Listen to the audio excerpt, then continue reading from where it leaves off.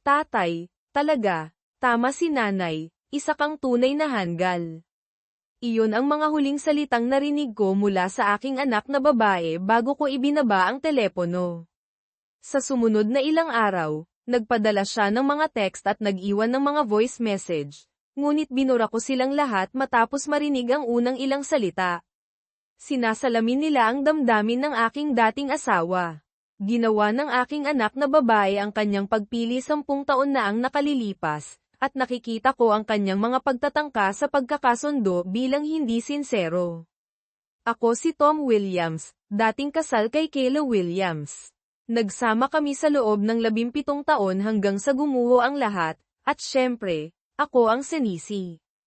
Ang aming mga korte ng diborsyo ay may kinikilingan laban sa mga lalaki, palaging kumakampi sa dating asawa at ibinibigay sa kanya ang ganap na kustodiya, na hinahayaan siyang ipinta ako bilang kontrabida.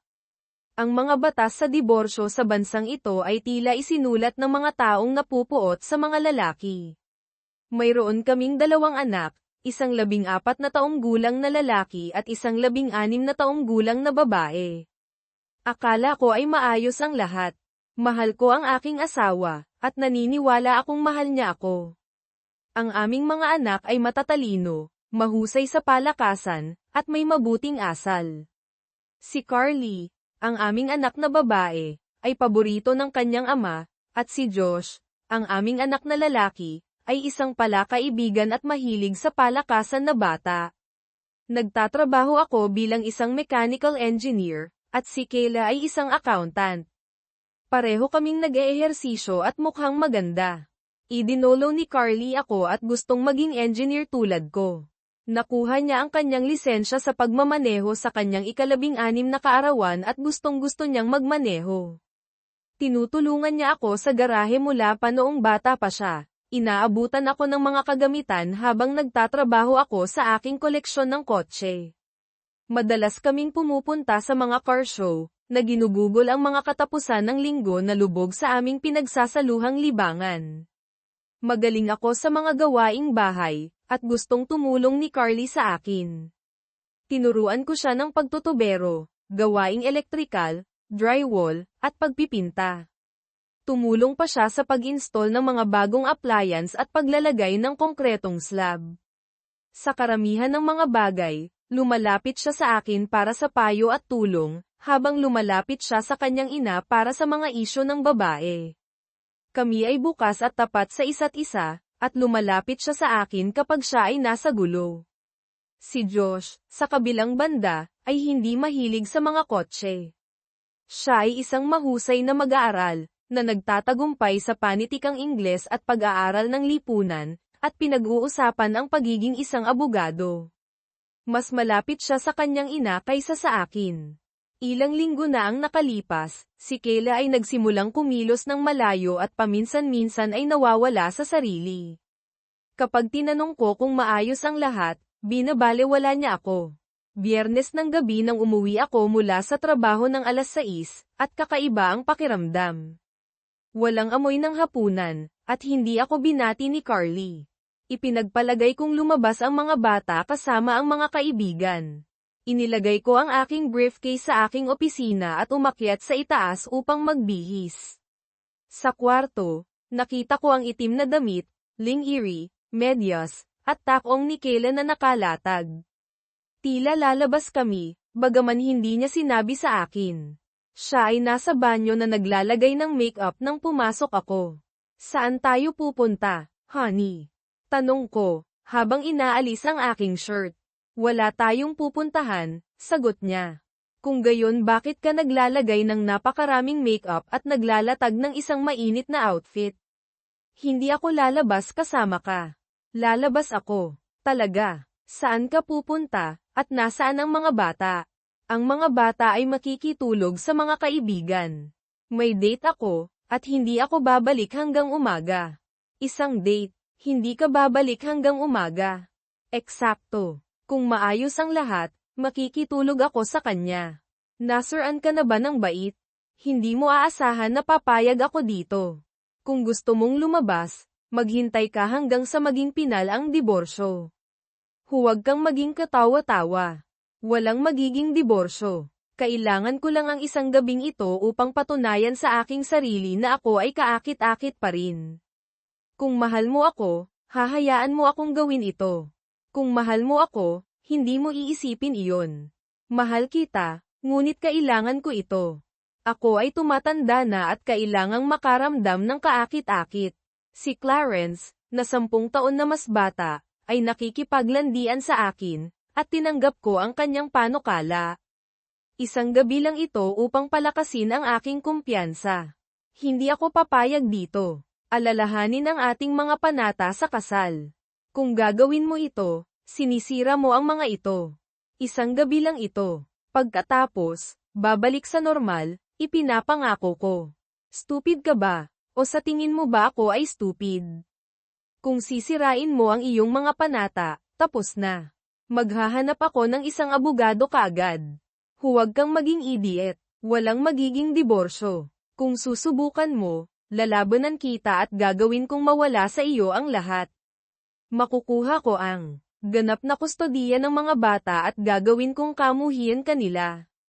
Sinasabi mong mahal mo ako, ngunit nagbabanta ka ng lahat ng ito. Mahal kita, ngunit kung susubukan mo akong diborsyuhin, lalaban ako. Kailangan ko lang ang isang gabing ito. At paano na sa ilang taon kapag naramdaman mo muli ang parehong paraan? Hindi na mangyayari muli. Isang gabi lang ito upang masiyahan ang aking pag-uusisa. Maaari pa akong matuto ng isang bagong bagay upang pasiglahin ang ating buhay sa kama. Kung itutuloy mo ito, tapos na ang ating kasal. Kanselahin mo ang date, at maaari nating subukan ang marriage counseling. Pag-uusapan natin ang counseling pagbalik ko bukas. Patuloy siyang naghanda. Nagpalit ako ng jeans at t-shirt at lumabas ng kwarto. Pagkaraan, bumaba siya sa kanyang outfit, hawak ang isang maliit na purse, at sinuri ang kanyang sarili sa salamin sa may pinto. Nakaupo ako sa sala habang may bumusina sa labas. Nandyan na siya. Kailangan ko nang umalis ngayon. Magkita tayo sa umaga. Yumuko siya upang halikan ako, ngunit tumalikod ako, at hinalikan niya ang hangin sa halip. Sumimangot siya sa akin. Fine. Kapag kumalma ka, babalik sa normal ang lahat. Sa ganoon, tumalikod siya upang umalis. Gumawa ako ng isang huling pakiusap. Kung lalabas ka sa pintong iyon, tapos na. Isipin mong mabuti ang pagtatapon ng 17 taon ng kasal. Lumingon siya sa akin. Hindi ako nagtatapon ng kahit ano. Babalik ako, at magiging maayos ang lahat. Sa ganoon, binuksan niya ang pinto at umalis.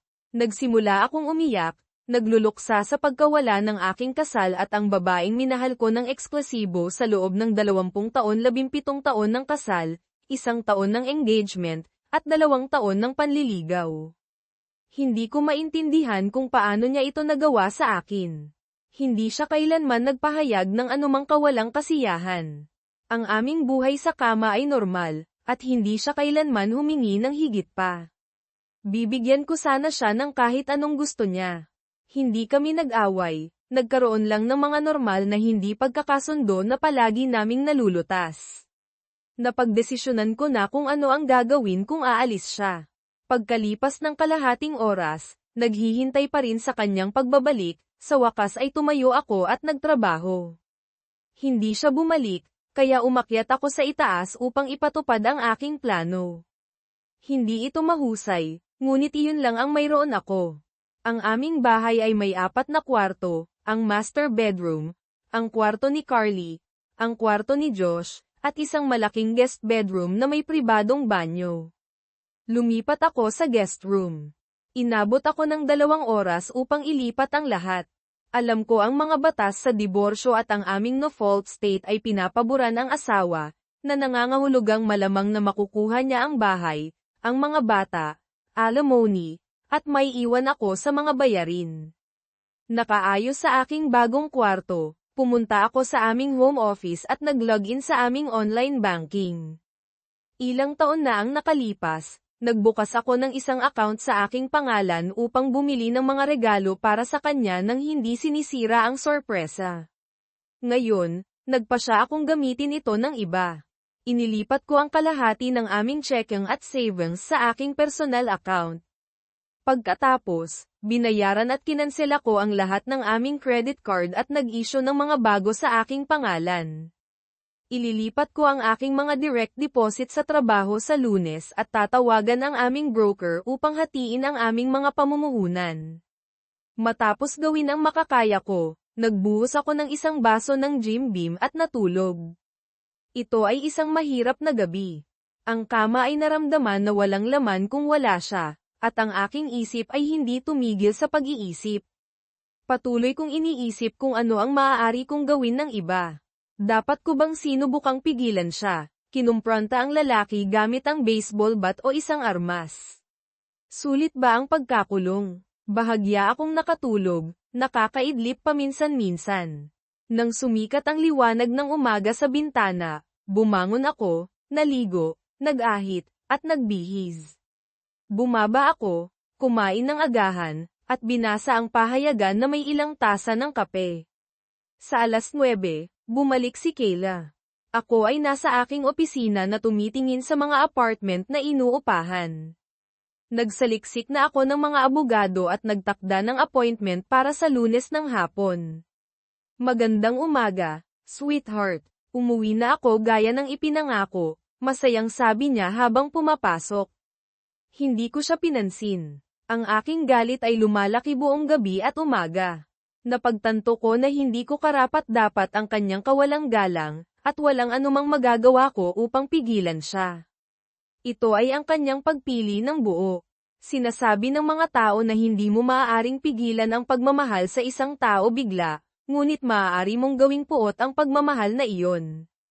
Ang puot ay mayroon pa ring emosyon, ang kawalang interes ang tunay na kabaligtaran ng pag-ibig. Sa umagang ito, ang aking pagmamahal sa kanya ay naging puot. Nakatuon ako sa kanyang kawalan ng paggalang, ang kanyang mga pagbabanta, at ang kanyang pagwawalang bahala sa aking damdamin. Honey, nasaan ka? Umuwi na ako, gaya ng sinabi ko, tawag niya, habang hinahanap ako. Narito ka pala, sabi niya, nang makita ako sa aking opisina. Bumalik na ako, at ang mga bagay ay maaaring bumalik sa normal. Inabot niya upang yakapin at halikan ako. Itinulak ko siya pabalik. Ilayo mo ang iyong maruruming labi sa akin. Alam lang ng Diyos kung ano ang hinawakan mo. Nanlaki ang kanyang mga mata sa pagkabigla. Hindi ko pa siya nakakausap ng ganoon. Kailangan mong pumunta sa klinika at kumuha ng isang buong set ng STD test. Gusto kong makakita ng isang notarized na malinis na ulat. Ang kanyang ekspresyon ay nagbago mula sa pagkabigla sa galit. Pupunta ako sa ating kwarto upang magpahinga. Ako ay nagkaroon ng isang mahabang gabi. Sana ay kumalma ka na at maghingi ng tawad para sa iyong pagiging bastos. Hindi ko maiwasang mapangiti, na inaasahan ang kanyang reaksyon. Ano ba ang ginawa mo? Sigaw niya mula sa itaas. Nasaan ang iyong mga damit at toiletries? Bumalik siya sa aking opisina. Ang aking mga gamit ay eksaktong kung nasaan sila dapat. Ang iyong closet at mga drawer ay walang laman. Ang iyong panig ng dresser ay walang laman. Ang lahat ay nasa lugar nito. Ang aking mga damit ay maayos sa aking bagong closet at dresser sa kwarto. Sa iyong kwarto. Oo, lumipat ako sa labas ng iyong kwarto. Titira ako sa aking bagong kwarto hanggang sa makahanap ako ng isang apartment at lumipat. Nagpa siya akong huwag munang banggitin ang finances, hayaan mo siyang alamin. Kumipot ang kanyang mga mata. Pag-uusapan natin ito mamaya. Bibigyan kita ng 1 linggo upang makabawi, pagkatapos ay ibabalik ko ang lahat sa normal. Hindi hanggang sa makakuha ako ng isang notarized na ulat na malaya ka sa lahat ng mga sakit, sabi ko, na bumalik sa computer. Nanatili ako sa aking opisina halos buong araw. Umuwi ng maaga ang mga bata, at nagtaka ako kung gaano katagal bago nila mapansin na may mali. Nakahanap ako ng ilang promising na apartment, pinunan ang mga form, at nagtakda ng mga viewing para sa Martes. Inilimbag ko ang aming mga financial statement para sa aking abogado sa Lunes, bagaman wala akong ilusyon tungkol sa pagbebenta ng bahay, alam na ang halaga nito ay maaaring makatulong. Ginugol ko ang natitirang bahagi ng araw sa pagsasaliksik ng mga batas sa diborsyo sa aming estado. Alam ko na maloloko ako ngunit kailangang maunawaan kung gaano kalala. Daddy, handa na ang hapunan, sabi ni Carly, sumisilip sa pinto. Okay, sweetie, salamat. Sinalubong ako ni Kayla sa kusina na may isang maningning na ngiti. Sinusubukang i-liquidate ako sa kabaitan at ipakita sa akin kung ano ang mawawala sa akin. Nagbihis siya, nag-ayos ng kanyang buhok, at gumugol ng maraming oras sa pagluluto ng aking paboritong pagkain. Inalok niya ako ng isang baso ng alak at yumuko upang halikan ako. Lumayo ako, nakikita ang sakit sa kanyang mga mata.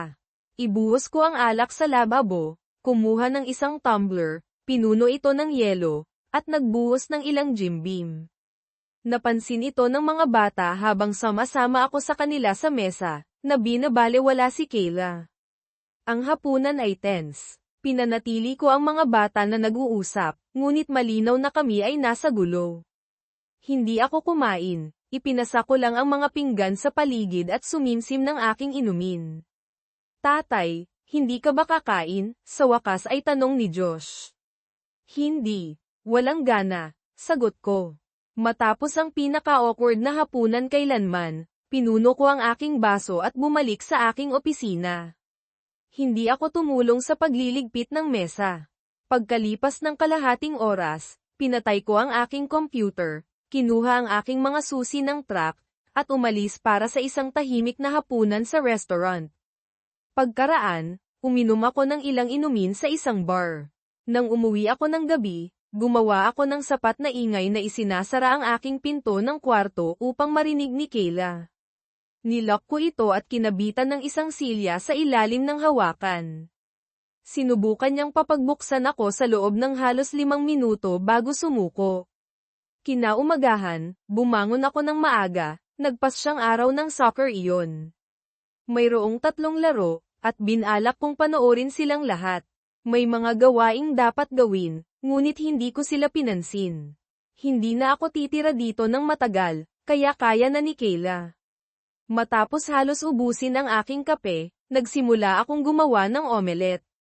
Natatapos ko na nang pumasok si Carly sa kusina. Hi, sweetie, gusto mo ng omelette? Tanong ko. Sure, tatay, salamat. Kinuha niya ang kanyang juice at umupo sa mesa. Pumasok si Josh ilang minuto pagkaraan, at sinabi ko sa kanya na gagawin ko ang kanyang omelette pagkatapos. Kumain si Carly habang niluluto ko ang kay Josh nang marinig ko si Kayla sa hallway.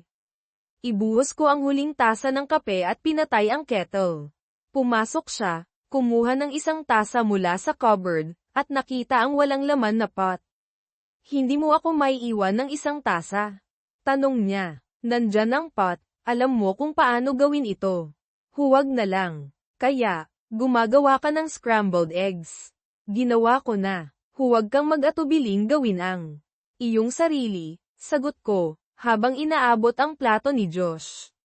Pagkatapos, lumabas ako ng kusina. Malapit sa tanghali, ako ay nasa sala na nanonood ng laro. Nagdala si Kayla ng isang plato ng pagkain at isang beer, na inilagay ang mga ito sa coffee table. Dinalhan kita ng tanghalian at isang beer para hindi ka makaligtaan ng anuman sa laro, masayang sabi niya.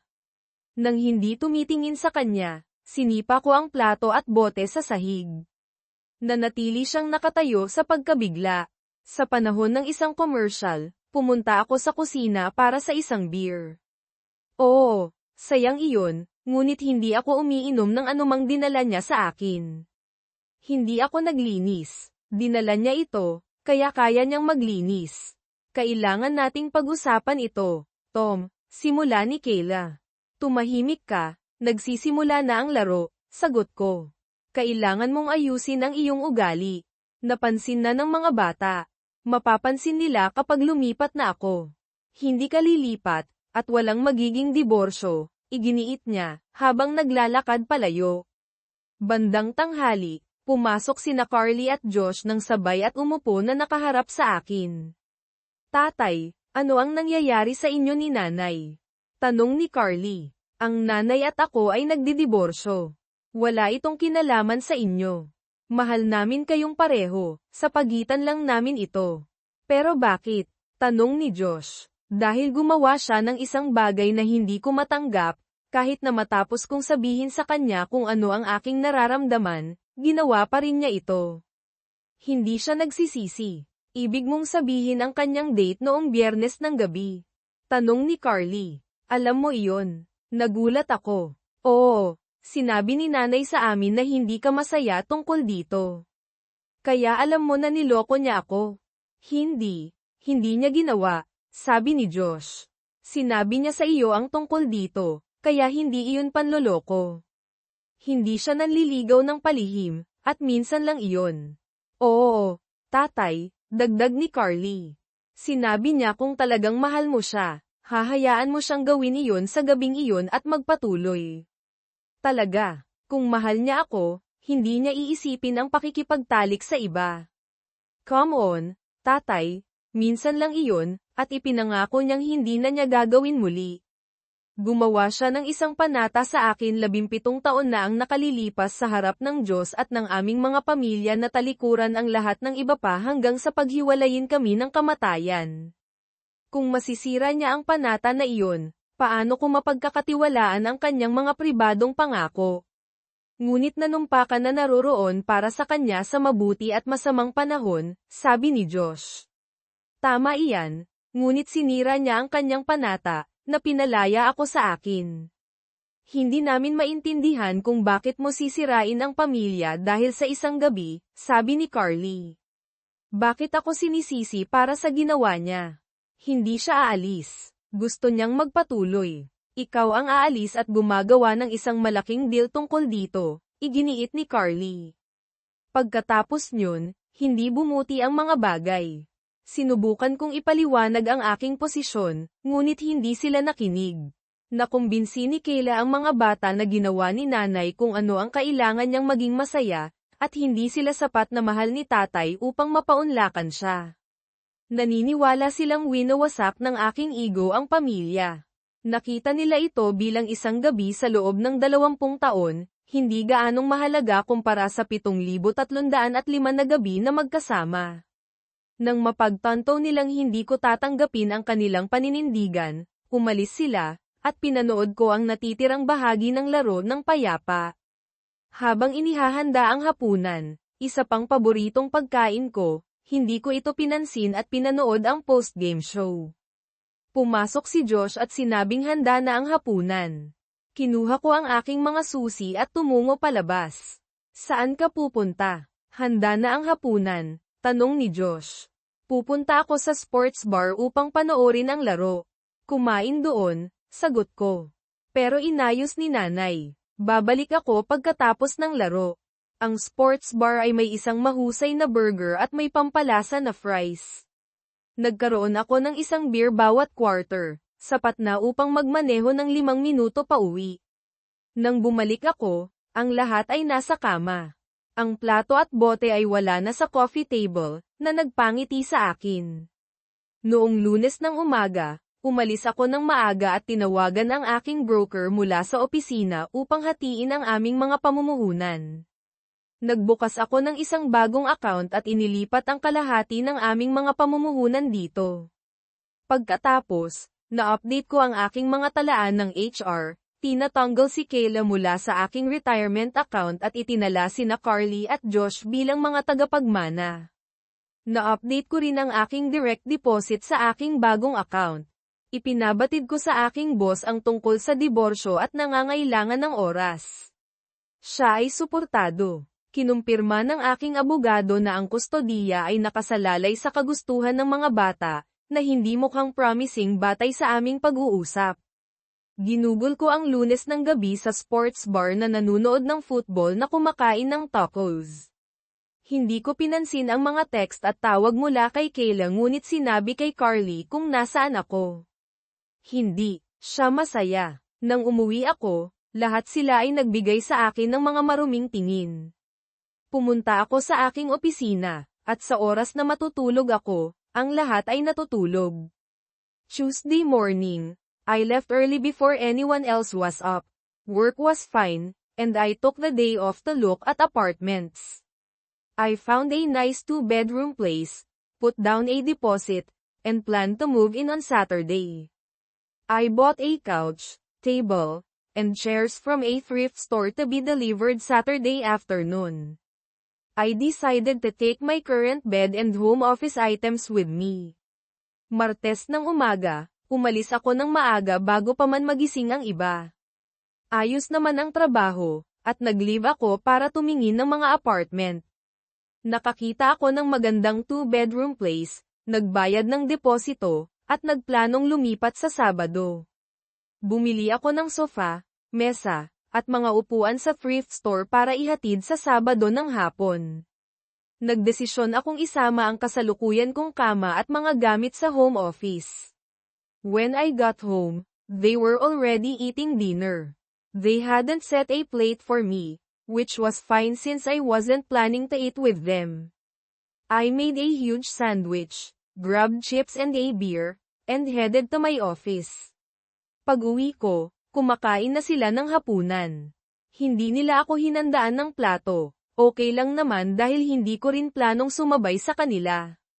Gumawa ako ng malaking sandwich, kumuha ng chips at beer, at nagpunta sa opisina ko. Dad, why are you being such an idiot? Carly exclaimed, entering my office. Dad, bakit ang tanga-tanga mo? Bulalas ni Carly, pagpasok sa opisina ko. Your mother cheated on me, showed no respect, and threw it in my face. I made it clear what would happen if she did, and she did it anyway. Nagloko ang nanay mo sa akin, walang respeto, at ipinamukha pa sa akin. Nilinaw ko kung anong mangyayari kung gagawin niya yun, at ginawa pa rin niya. You can't ruin our family over this. It was just love-making, Carly. Imagine your future husband telling you he's going on a date with a younger woman and will spend the night with her. Would you be okay with that? Hindi mo pwedeng sirain ang pamilya natin dahil dito. Isa lang naman yung pagtatalik, Carly. Isipin mo, sasabihin sa'yo ng magiging asawa mo na makikipag-date siya sa mas batang babae at makikitulog doon. Okay lang ba sa'yo yun? I wouldn't like it, but if it was only once and he promised to come back, I'd hope I loved him enough to get over it. If he told me first, it wouldn't seem like cheating. Hindi ko magugustuhan, pero kung minsan lang at nangako siyang babalik, sana mahal ko siya ng sapat para malagpasan yun. Kung sinabi niya muna sa akin, parang hindi panloloko. When you say your vows, imagine looking into your fiancé's eyes and telling him you're off to have fun with another man. I turned back to my work. Kapag binibigkas mo ang mga panata mo, isipin mong tinitingnan mo ang mga mata ng iyong fiancé at sinasabi sa kanya na aalis ka para magsaya kasama ang ibang lalaki. Bumalik ako sa trabaho ko. Wednesday evening was an ambush. When I got home, both sets of parents were there. I understood why her parents would be on her side, but I was puzzled that my parents were there too. Ang Miyerkules ng gabi ay isang ambush. Pag-uwi ko, nandoon ang parehong set ng mga magulang. Naiintindihan ko kung bakit kakampi ang mga magulang niya sa kanya, pero nagtaka ako na nandoon din ang mga magulang ko. Tom, Charles began, Kayla's mother and I are disappointed in what she did, but you're overreacting. It was just one mistake in 20 years. You have 2 wonderful kids. Don't destroy your family over one incident.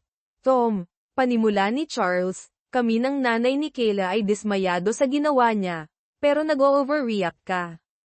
Isa lang naman yung pagkakamali sa loob ng 20 taon. Mayroon kayong 2 magagandang anak. Huwag mong sirain ang pamilya ninyo dahil sa isang insidente. It wasn't a small mistake, it was a planned event. She told me just an hour before, giving me no chance to resist.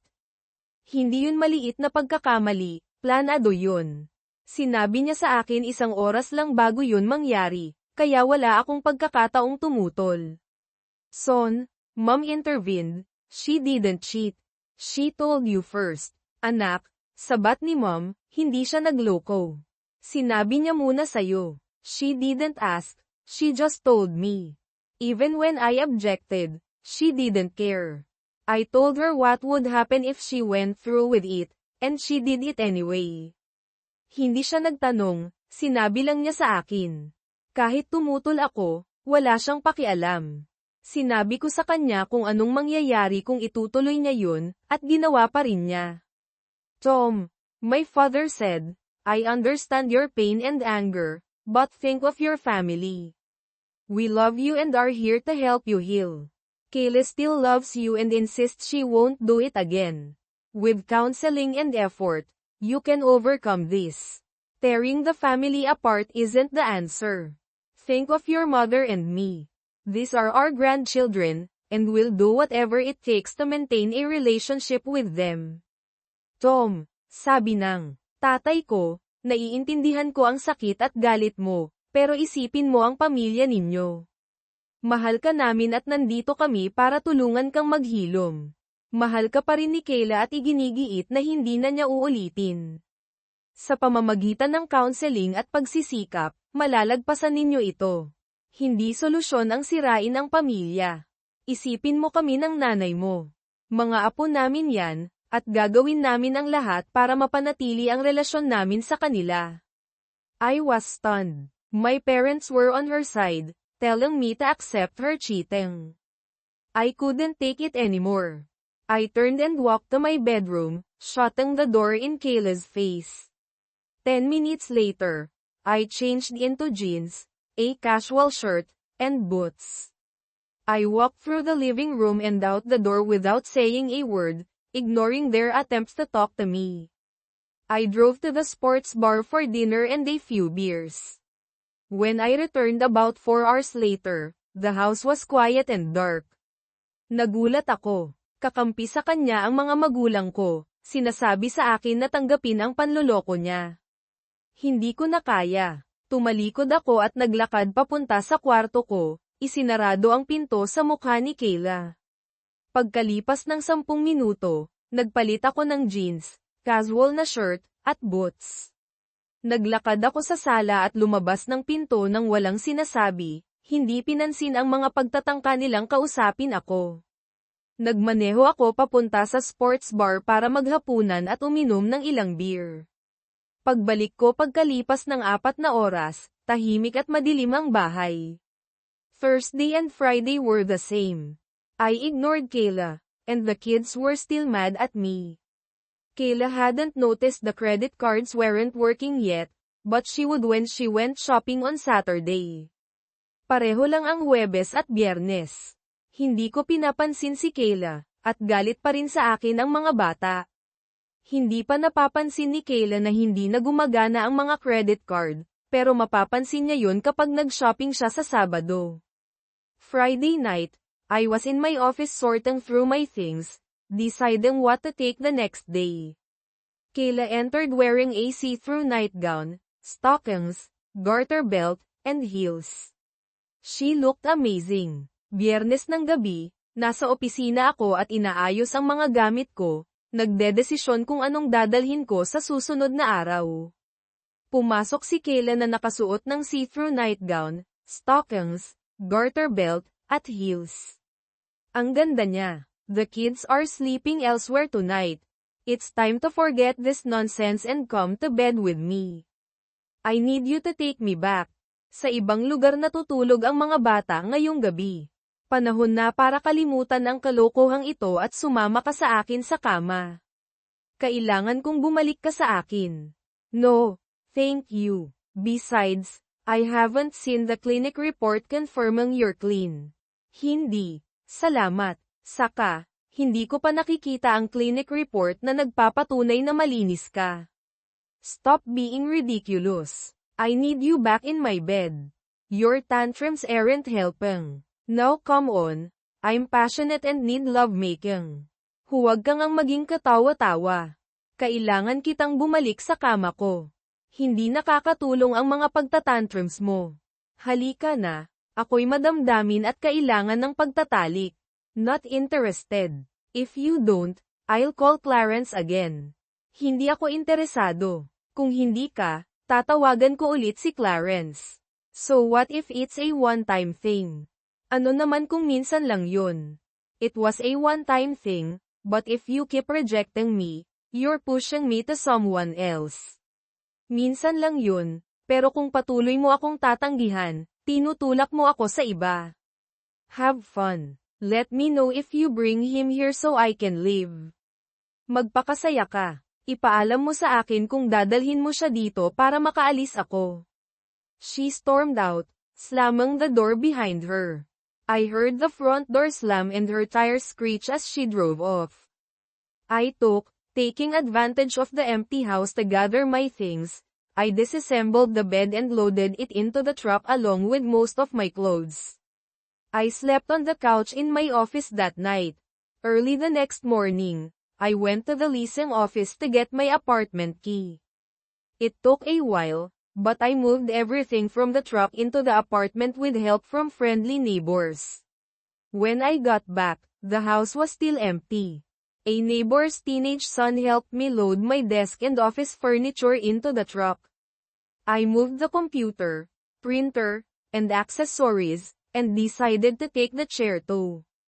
Either no one came home or they didn't notice my office and spare bedroom were empty. Padabog siyang lumabas, isinarado ang pinto ng malakas. Narinig kong sumara ang pintuan sa harap at kumahig ang mga gulong niya habang nagmamaneho paalis. Sinamantala ko ang pagkakataong walang tao sa bahay para tipunin ang mga gamit ko, kinalas ko ang kama at isinakay sa truck kasama ang karamihan sa mga damit ko. Natulog ako sa sofa sa opisina ko noong gabing yun.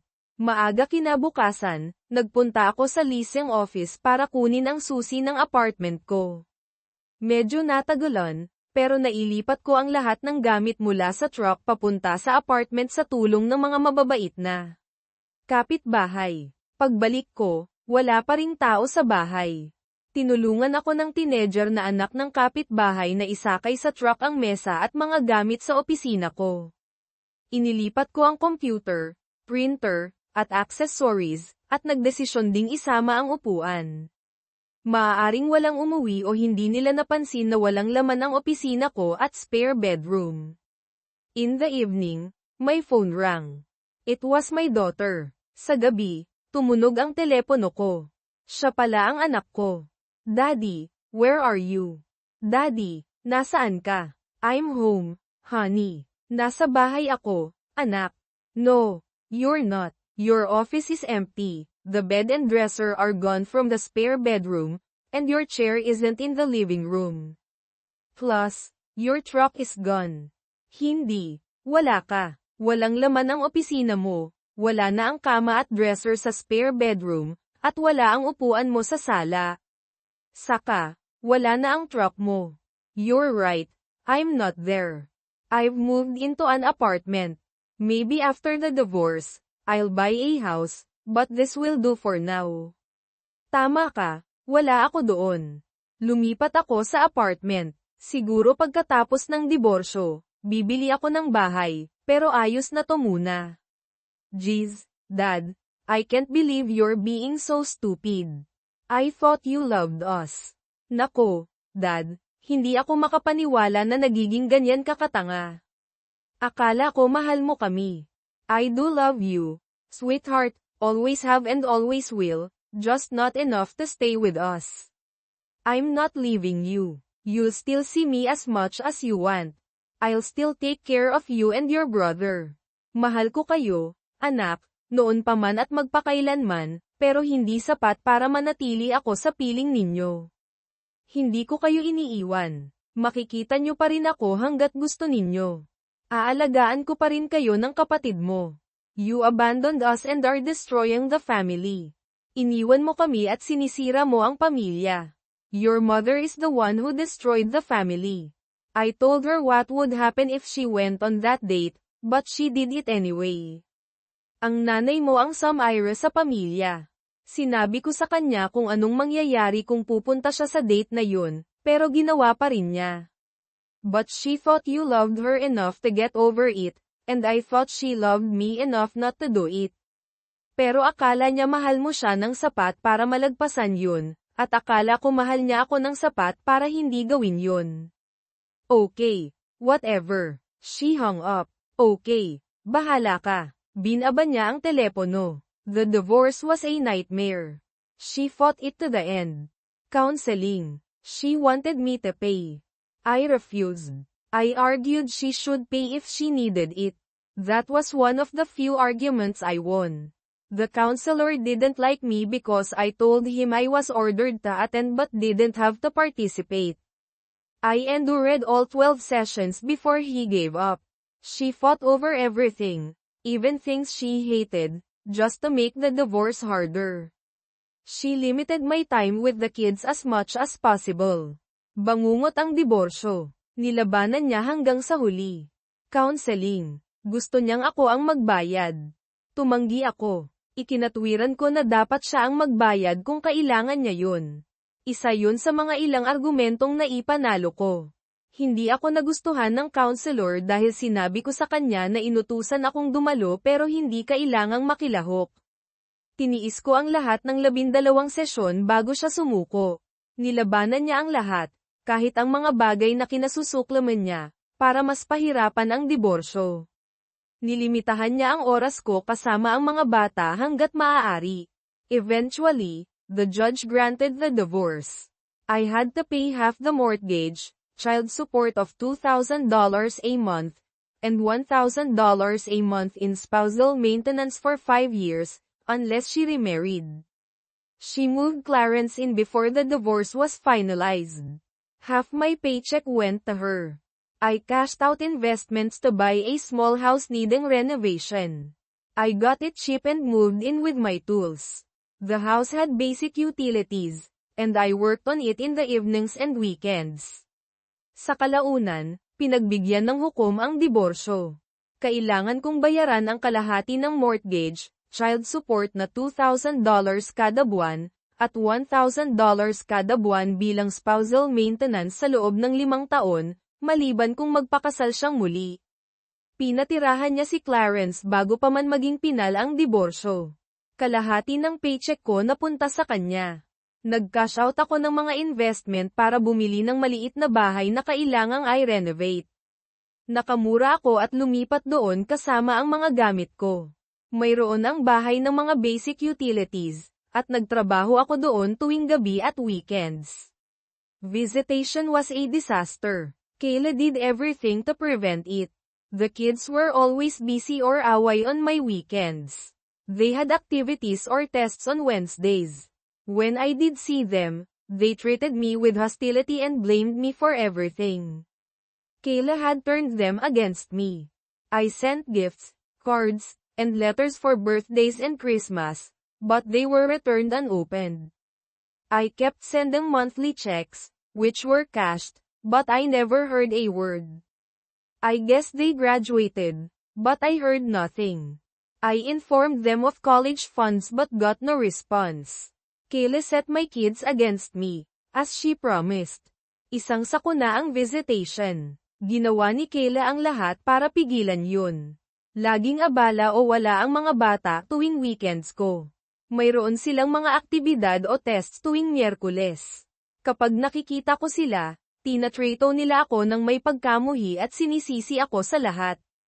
Binaliktad ako ni Kayla laban sa kanila. Nagpadala ako ng mga regalo, cards, at sulat para sa mga kaarawan at Pasko, pero ibinalik yun nang hindi binubuksan. Patuloy akong nagpapadala ng mga monthly checks, na iwi-cash, pero wala akong naririnig. Hula ko, nagtapos sila, pero wala akong narinig. Ipinagbigay alam ko sa kanila ang tungkol sa college funds pero wala akong natanggap na sagot. Binaliktad ni Kayla ang mga anak ko laban sa akin, gaya ng ipinangako niya. I focused on work and the house, avoiding other activities. I saved a lot of money this way, but it was a hard and lonely time. Nag-focus ako sa trabaho at sa bahay, iniiwasan ang ibang aktibidad. Nakatipid ako ng malaki sa ganitong paraan, pero mahirap at malungkot na panahon yun. Hi, Mom, I said when she answered. Hi, Mom, sabi ko nang sagutin niya. Tom, how are you? She replied cheerfully. Tom, kumusta ka? Masayang sagot niya. I'm okay. Okay. Haven't heard anything about Thanksgiving. Are you hosting again this year? There was silence. Mom, are you there? I asked. Okay lang ako. Okay. Wala pa akong naririnig tungkol sa Thanksgiving. Mag-host ka ulit ngayong taon. Nagkaroon ng katahimikan. Mom, nandyan ka pa ba? Tanong ko.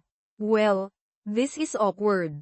Yes, we're hosting, but Kayla, her parents, and the kids are coming. She's bringing her new boyfriend. We thought it would be too awkward if you were here, too. The kids are still mad at you, and having you and Kayla's new man together would stress everyone out. Well, nakakahiya to. Oo, mag-host kami, pero pupunta si Kayla, ang mga magulang niya, at ang mga bata. Dadalhin niya ang bagong boyfriend niya. Akala namin masyadong awkward kung nandito ka rin. Galit pa rin sa'yo ang mga bata, at ang pagsasama sa'yo at sa bagong lalaki ni Kayla ay magiging sanhi ng stress sa lahat.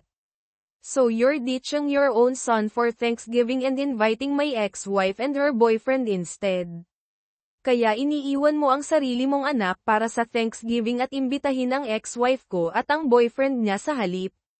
We want to stay close to our grandchildren. Besides, this is your fault for not keeping the family together. Gusto naming manatiling malapit sa mga apo namin. Saka, kasalanan mo to dahil hindi mo napigilan ang pamilya na magkahiwalay. How about visiting us on Christmas Eve? Your father and I will spend Christmas Day at Kayla's. Paano kung bisitahin mo kami sa bisperas ng Pasko? Ang tatay mo at ako ay magpapasko sa bahay ni Kayla. Whatever, I muttered, ending the call. Bahala na, bulong ko, tinapos ang tawag. I spent Christmas Eve at home watching Die Hard and ignored my mom's calls and texts. I wasn't in the holiday mood, especially after the packages I sent to my kids were returned unopened. Ginugol ko ang bisperas ng Pasko sa bahay na nanunood ng Die Hard at hindi pinansin ang mga tawag at text ng nanay ko. Wala ako sa mood ng Pasko, lalo na pagkatapos ibalik ang mga package na ipinadala ko sa mga anak ko nang hindi binubuksan. 5 years later, I got a wedding announcement. Kayla had married Clarence the weekend after I made my last maintenance payment.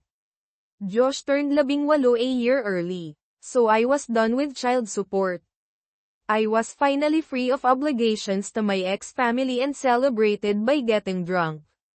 I wasn't proud of it, but I gave them all my love, and they rejected me. Now I was focused on moving on with my life. Pagkalipas ng 5 taon, nakatanggap ako ng wedding announcement. Pinakasalan ni Kayla si Clarence sa weekend pagkatapos kong magbayad ng huling maintenance payment ko. Naging 18 si Josh nang mas maaga ng 1 taon, kaya tapos na ako sa child support. Sa wakas, malaya na ako sa mga obligasyon sa ex-pamilya ko at nagdiwang ako sa pamamagitan ng paglalasing. Hindi ako ipinagmamalaki yun, pero ibinigay ko sa kanila ang lahat ng pagmamahal ko, at tinanggihan nila ako. Ngayon ay nag-focus ako sa pagpapatuloy ng buhay ko. I still had to pay half the mortgage, but my name was on the deed. The divorce allowed Kayla to live there only until the kids graduated high school. With Josh's graduation, I was entitled to half the property's value. Kailangan ko pa ring bayaran ang kalahati ng mortgage, pero nakapangalan ako sa deed. Pinayagan ng diborsyo si Kayla na tumira doon hanggang sa makapagtapos ng high school ang mga bata. Sa pagtatapos ni Josh, may karapatan ako sa kalahati ng halaga ng ari-arian. I contacted my attorney. The house initially appraised at $300,000 with $200,000 in equity, was now worth about $500,000 with $450,000 in equity. I was due my half, which would be around $225,000. I wanted the money and also to annoy Kayla. Kinontak ko ang abogado ko. Ang bahay na unang na-appraise sa $300,000 na may $200,000 na equity, ay nagkakahalaga na ngayon ng halos $500,000 na may $450,000 na equity. Dapat sa akin ang kalahati, na nasa $225,000, gusto ko ang pera at para inisin din si Kayla. A week later, Kayla called. Pagkalipas ng isang linggo, tumawag si Kayla. Tom, what the hell is going on? Tom, anong nangyayari? Not much. Just working and fixing up my house. Why are you calling? Wala naman. Nagtatrabaho lang at inaayos ang bahay ko. Bakit ka tumatawag? You idiot. Why did a realtor come to my house to get my signature for a sale? Since both our names are on the title, your signature is needed for the sale. Ang tanga mo. Bakit may pumuntang realtor sa bahay ko para kunin ang pirma ko para sa isang benta? Dahil pareho kaming nakapangalan sa titulo, kailangan ang pirma mo para sa benta. What sale? I'm not selling this house. Anong benta? Hindi ko ibinebenta ang bahay na to. Then write me a check for my half of the equity. Kung ganoon, isulat mo ako ng tseke para sa kalahati ko ng equity. I got the house in the divorce. Nakuha ko ang bahay sa diborsyo. No, you got to live there until Josh graduated. Now we can either sell it and split the proceeds, or you can buy out my half. Hindi, pinayagan kang tumira doon hanggang sa makapagtapos si Josh. Ngayon, maaari nating ibenta ito at hatiin ang kikitain, o maaari mong bilhin ang kalahati ko. I'm not giving you $100,000 for a house I own. Hindi kita bibigyan ng $100,000 para sa isang bahay na pag-aari ko. Good thing I'm not asking for $100,000. The equity is about $450,000 now, so my half is $225,000, including all the furniture. Let's round it up to $250,000. Buti na lang at hindi ako humihingi ng $100,000, ang equity ay halos $450,000 ngayon, kaya ang kalahati ko ay $225,000, kasama ang lahat ng kasangkapan. I round up natin sa $250,000. You're crazy. I'm not giving you a dime, she shouted, hanging up. Baliw ka. Wala akong ibibigay sa'yo kahit isang kasing, sigaw niya, binaba ang telepono. Yes, I laughed when she hung up. Yes, my lawyer got his cut, but it was worth it to see her face when the judge ruled in my favor a couple of months later. The judge even made her pay her legal fees in mine for bringing a case that should have been settled out of court. The house appraised higher than I expected, including the furniture's value. I got $275,000.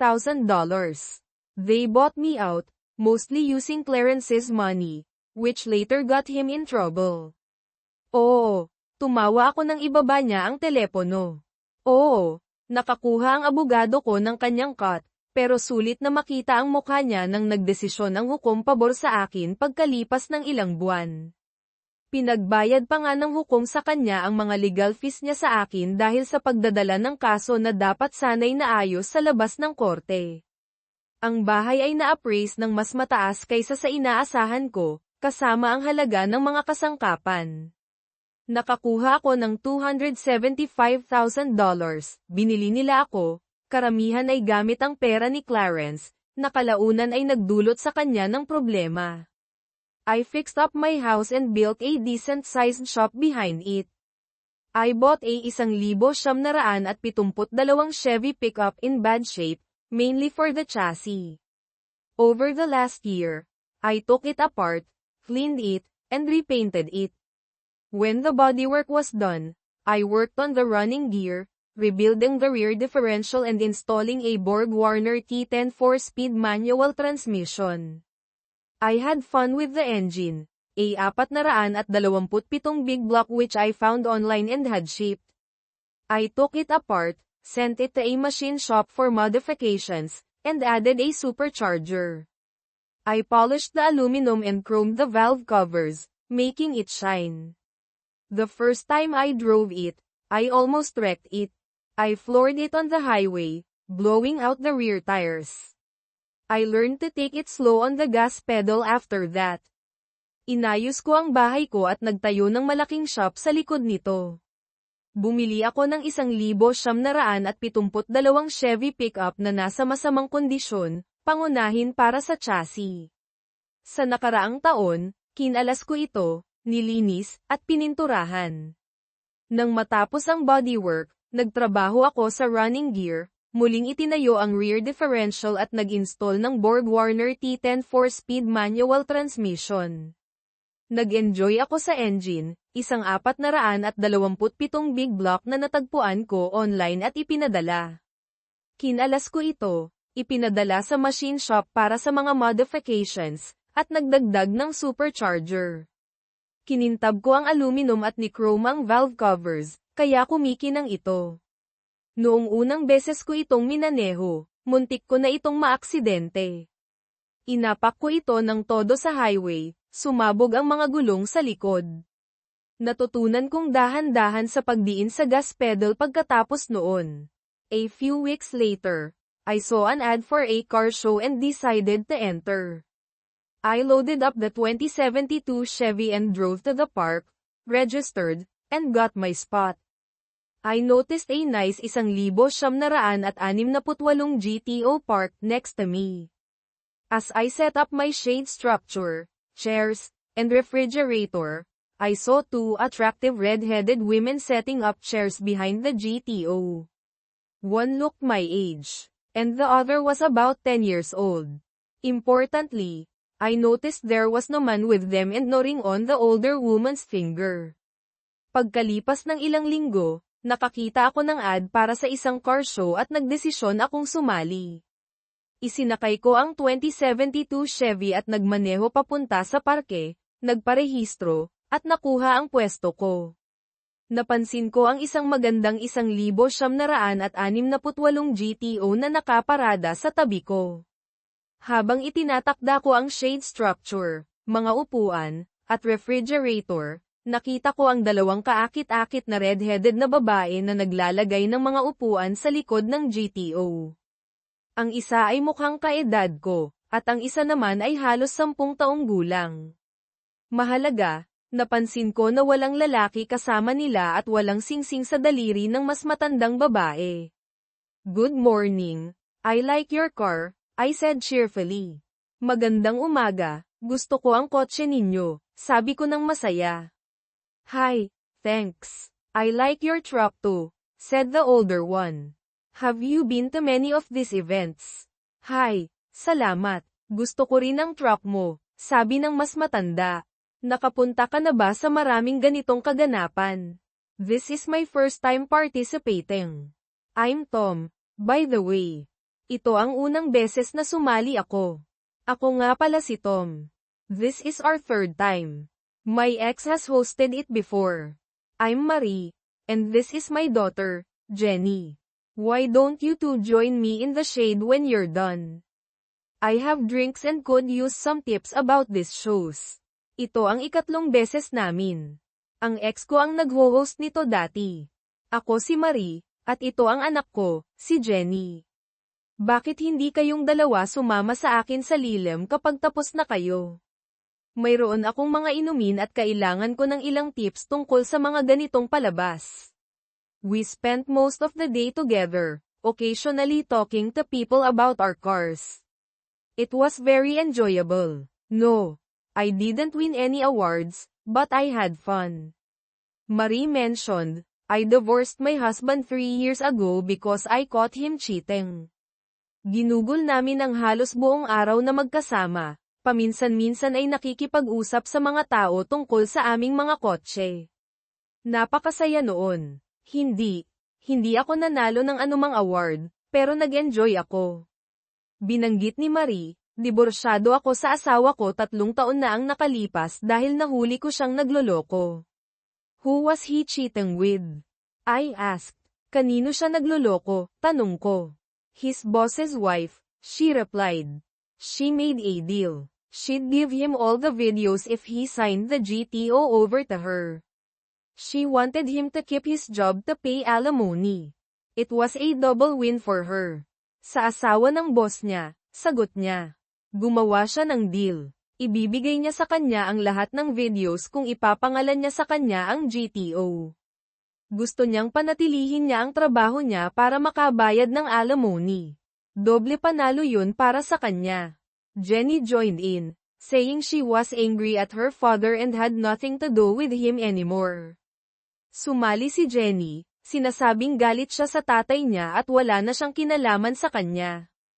As the show wound down, I suggested, how about dinner at Red Lobster nearby?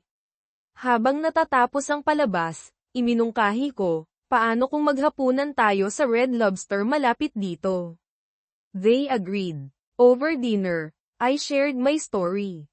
My kids sided with my wife and want nothing to do with me.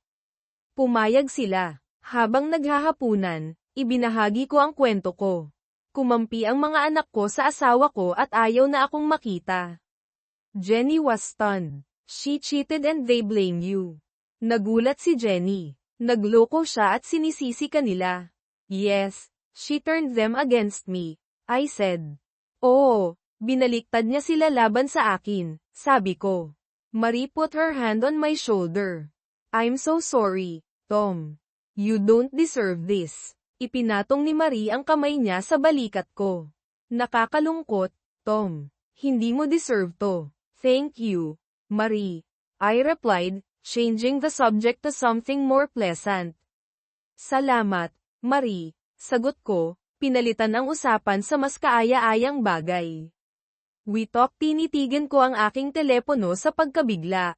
Una, nalaman kong nagpakasal ang aking ama nang hindi nagpapaalam sa amin, tapos nalaman kong mayroon akong nakababatang kapatid na babae.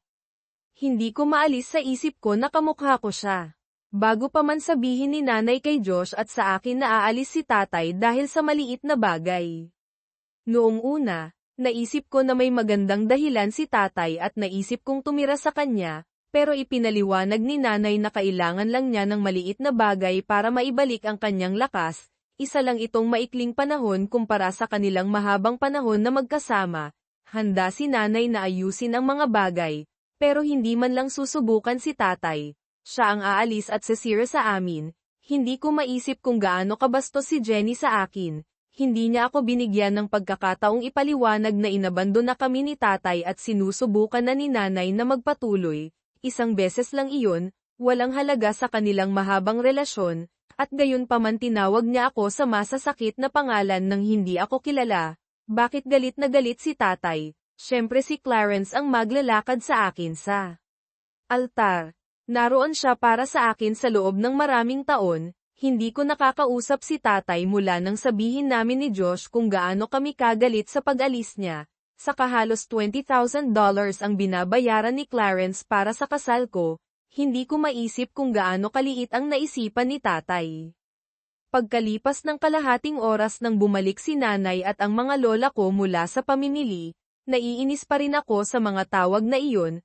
Anak, anong problema? Tanong ni nanay. Sinabi ko kay tatay ang tungkol sa kasal at inimbita ko siya. Akala ko gusto niyang pumunta at baka maaari naming muling itayo ang aming relasyon. Oh, napakaganda, bulalas ni Lola Williams, pupunta ba siya? Wala kaming balita mula sa kanya mula nang tumawag siya tungkol sa Thanksgiving ilang taon na ang nakalipas. Napabuntong hininga ako, hindi, nagalit siya nang sabihin kong si Clarence ang maglalakad sa akin sa altar at na magiging awkward para sa kanya na umupo kasama sina nanay at Clarence. Sayang naman, akala ko nalampasan na niya ang kanyang pagiging matigas ang ulo ngayon, sabi ni Lola. Well, lumala pa, nalaman kong mayroon akong kapatid sa ama, dagdag ko. Ano, sabay-sabay nilang sinabi, oo. May tumawag na babae na nagngangalang Jenny Williams pagkatapos ibaba ni tatay ang telepono, lumalabas na pinakasalan niya ang nanay niya at inampon siya. Hindi siya mabait sa telepono. Ang pinakamagandang bagay na sinabi niya ay nagpapasalamat sa nanay ko sa pagiging bobo dahil kung hindi wala siyang ganoong kagandang tatay, Isinalaysay ko sa kanila ang parehong mga tawag sa telepono. Nagulat sila sa galit mula kay tatay at Jenny. Nagpakasal si Tom at hindi kami inimbita. Hindi man lang niya sinabi sa amin. Bulong ni Lola. Mayroon akong isa pang apo. Sa wakas, dumating ang araw ng kasal ko. Sandali kong naisip ang tungkol sa aking ama at nalungkot na hindi siya makakapunta. Pero ito ang masayang araw ko. Pinakasalan ko ang lalaking mahal ko. Kinuha ni Clarence ang aking kamay, at naglakad kami sa altar sa The Wedding March. Sobra akong masaya, napapaligiran ng mga kaibigan at pamilya. Si Josh ay isa sa mga abay ni Bobby, napuno ng luha ng kagalakan ang aking mga mata. Ngumiti si Bobby sa akin mula sa altar at tiningnan ako ni nanay ng may pagmamalaki. Itinaas ni Clarence ang aking belo, hinalikan ako sa pisngi at sinabing, "Congratulations baby girl." Ibinigay niya ako kay Bobby. Nang tanungin ng pari kung sino ang nagbibigay sa nobyang ito, sumagot si Clarence na, ang kanyang ina at ako.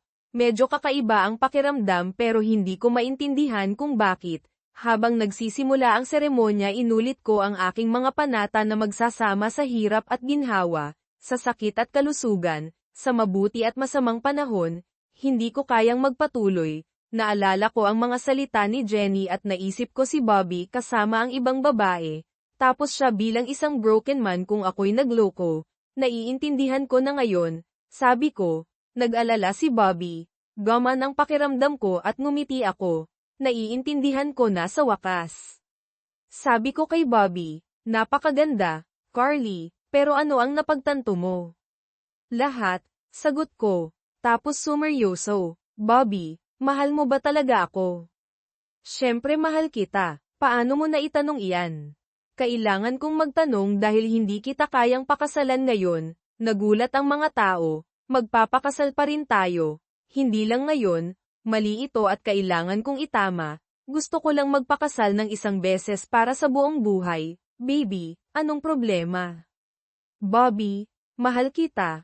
Papakasalan kita. Pero kailangan kong magpaliwanag at itama ang mga bagay muna. Muling mag-schedule tayo at planuhin ang ating kasal. Hindi mo ako iiwan sa altar, di ba? Hindi. Dapat kang sumama sa akin. Lahat. Paumanhin. Pero hindi natin ito magagawa ngayon. Hindi tayo nagkakansela. Nagpapaliban lang. Ipapaalam namin sa inyo ang bagong petsa. Kung ayaw ninyong pumunta, naiintindihan namin. Pero isipin ang kwento na ikukwento ninyo, handa na ang reception hall, bayad na ang lahat, kaya tamasahin ninyo ang pagkain, inumin at sayawan, sasagutin ni Clarence ang bayarin. Kinuha ko ang kamay ni Bobby at bumalik sa altar at huminto para makipag-usap sa videographer. Nakunan niya ang lahat at ibinigay sa akin ang kopya ng video. Pumirma ako ng authorization form para i-post ito sa YouTube na umaasang magva-viral.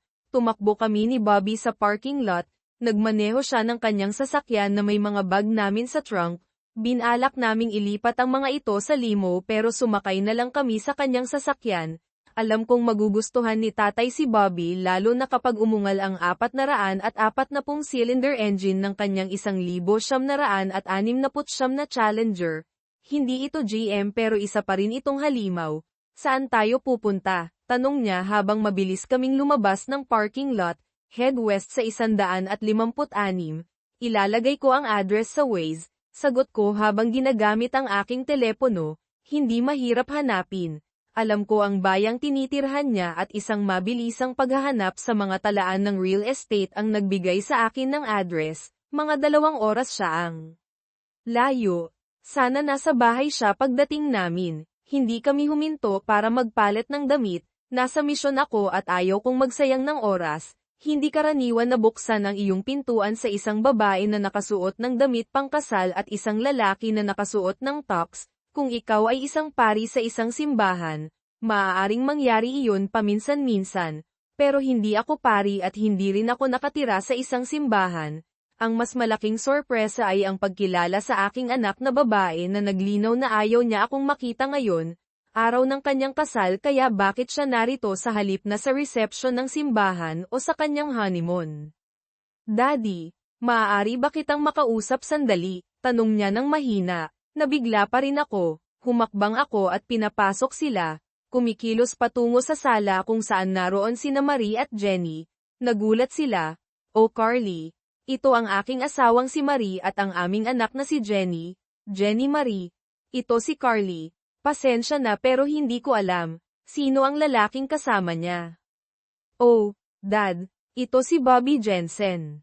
Ipinakilala ni Carly, "Bobby, ito ang tatay ko, si Tom Williams, ang kanyang asawa, si Marie, at ang fiancé ng kapatid ko, si Jenny." Sabi ko, naguguluhan, "Akala ko kakasal mo lang kanina. Iyon ang kailangan kong pag-usapan sa iyo. Hindi ko ito magagawa ngayon. Hindi ako maaaring magpakasal maliban kung ay lalakad ako ni Daddy sa altar." "Daddy, naiintindihan ko na sa wakas. Tama ka, humihingi ako ng paumanhin sa pagsisi sa iyo. Si Nanay ang sumuko sa atin, hindi ikaw. Humihingi ako ng paumanhin sa lahat ng sinabi at ginawa ko. Hindi mo nararapat ang alinman doon. Bata at tanga ako at nakinig sa mga maling tao. Patawarin mo ako at hayaan mo akong bumalik sa iyong buhay. Gusto ko talagang pakasalan si Bobby, pero kailangan kong ilakad mo ako sa altar. Dapat ay nakatuon ako sa iba pang mga bagay, ngunit hindi ko maaaring balewalain ang eksenang nagaganap." Natutuwa ako na napagtanto ni Carly na hindi ako ang masamang tao at gusto niya akong bumalik sa kanyang buhay, ngunit kailangan kong malaman ang higit pa. "Kaya, Carly, may nangyari ba sa kasal? Nakasuot ka ng damit pang kasal, at si Bobby ay nakasuot ng tops. Talaga bang nasa kasal kayo?" Tiningnan niya ang sarili, pagkatapos ay si Bobby. "Oo, nasa gitna kami ng seremonya nang magkaroon ako ng epiphany. Dito," sabi niya, iniabot sa akin ang isang disc, "siguro dapat mong panoorin ito habang nagpapalit kami ni Bobby." Kinuha ni Bobby ang kanilang malita mula sa kotse, at dinala ni Marie si Carly sa isang silid tulugan upang magpalit. Samantala, nag-set up ako ng video player na konektado sa malaking screen. Nang handa na sina Carly at Bobby, sumali si Marie sa akin, at pinindot ko ang play. Nagsimula ito tulad ng isang normal na seremonya ng kasal, inescort ng mga abay ang mga bridesmaid sa altar, pagkatapos ay naghiwalay sa altar. Pumasok si Bobby kasama ang pari, pagkatapos ay ang ring bearer at flower girl. Sa wakas, ilinakad ni Clarence si Carly sa altar. Lahat ay tipikal hanggang sa magsimulang bigkasin ni Carly ang kanyang mga panata. Bigla siyang nahirapan magsalita at natigil sa isang salita. Ginawa niya ito. Hindi ako makapaniwala na tumama iyon sa kanya ng husto, bulong ni Jenny sa sarili. Tatanungin ko na sana si Jenny kung ano ang ibig niyang sabihin nang itigil ni Carly ang kanyang mga panata at baguhin ang lahat. Ipinakita sa video na itinigil niya ang kasal at kinumpronta ang kanyang ina, na inihahayag ang kanyang nadagdag ang pangloloko mula ng pakasalan si Clarence. Pagsapit ng katapusan ng video, nakapagpalit na ng damit sina Carly at Bobby at bumalik sa sala. Hindi ko kayang ituloy. Sa pagtingin sa mga mata ni Bobby, napagtanto ko kung gaano kasakit sa kanya kung gagawin ko sa kanya ang ginawa ni Nanay sa iyo. Naiintindihan ko na sa wakas kung ano ang ibig sabihin ng pagtalikod sa lahat ng iba, at nakita ko kung paano sinira ni Nanay ang panatang iyon. Hinamak ka niya, at hinamak kita sa pamamagitan ng hindi pagbibigay sa iyo ng lugar ng karangalan na nararapat sa iyo. Napagtanto ko na kung gusto kong magkaroon ng kahulugan ang aking mga panata, kailangan kong ilakad mo ako sa altar, hindi sina Nanay at Clarence. Ngumiti si Carly at tumingin kay Jenny. Kailangan ko ang aking nakababatang kapatid na babae bilang isang bridesmaid.